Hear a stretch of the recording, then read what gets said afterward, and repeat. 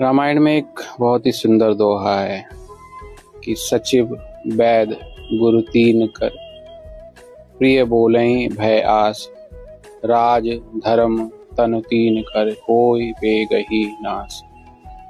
इसका अर्थ भी बता दो। इसका अर्थ यह है कि वैद्य, सचिव और गुरु, ये तीनों का अलग अलग स्थान है। वैद्य आपके शरीर की इबादत के लिए आपके साथ रहता है, आपको अच्छी दवाई दे सकता है। गुरु आपको धर्म के मार्ग पर ले जाता है।